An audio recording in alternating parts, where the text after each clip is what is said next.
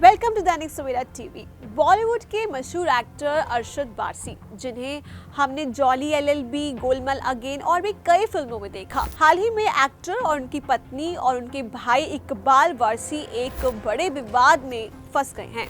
आपको बता दें, पंप एंड डंप के एक मामले में सेबी ने बड़ी कार्रवाई की। इस मामले में सेबी ने बॉलीवुड के सर्किट यानी अरशद वारसी, उनकी पत्नी और उनके भाई को 1 साल के लिए स्टॉक मार्केट में एंट्री पर रोक लगा दी है। साथ ही इन सभी पर जुर्माना भी लगाया है। अवैध कमाई जब्त करने का आदेश भी दिया है। सेबी का आरोप लगाया है कि अरशद वारसी और अन्य ने मनीष मिश्रा नाम के व्यक्ति के साथ मिलकर इस धोखाधड़ी को अंजाम दिया। मिश्रा कथित तौर पर एसबीएल के बारे में गलत तरीके से अच्छी छवि बनाने की कहानी और निवेशकों को कंपनी के शेयर खरीदने के लिए प्रेरित कर रहे थे।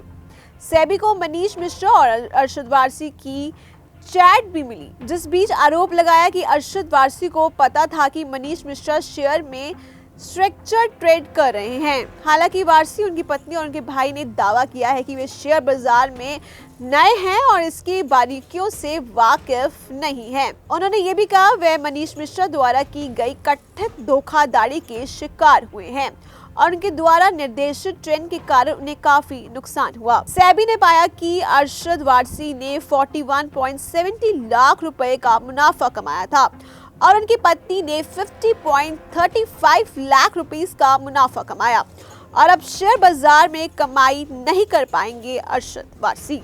फिलहाल अरशद वारसी, उनकी पत्नी और उनके भाई पर 1 साल की रोक लगा दी गई है कि वो शेयर मार्केट में किसी भी तरह का काम नहीं कर सकते हैं। और इसी के साथ आप देखते रहें Dainik Savera TV. Welcome to Dainik Savera TV. Bollywood के मशहूर एक्टर अरशद वारसी, जिन्हें हमने जॉली एलएलबी, गोलमाल अगेन और भी कई फिल्मों में देखा, हाल ही में एक्टर और उनकी पत्नी और उनके भाई इकबाल वारसी एक बड़े विवाद में फंस गए हैं। आपको बता दें, पंप एंड डंप के एक मामले में सेबी ने बड़ी कार्रवाई की। इस मामले में सेबी ने बॉलीवुड के सर्किट यानी अरशद वारसी, उनकी पत्नी और उनके भाई को 1 साल के लिए स्टॉक मार्केट में एंट्री पर रोक लगा दी है। साथ ही इन सभी पर जुर्माना भी लगाया है। अवैध कमाई जब्त करने का आदेश भी दिया है। सेबी का आरोप लगाया है कि अरशद वारसी और अन्य ने मनीष मिश्रा नाम के व्यक्ति के साथ मिलकर इस धोखाधड़ी को अंजाम दिया। मिश्रा कथित तौर पर एसबीएल के बारे में गलत तरीके से अच्छी छवि बनाने की कहानी और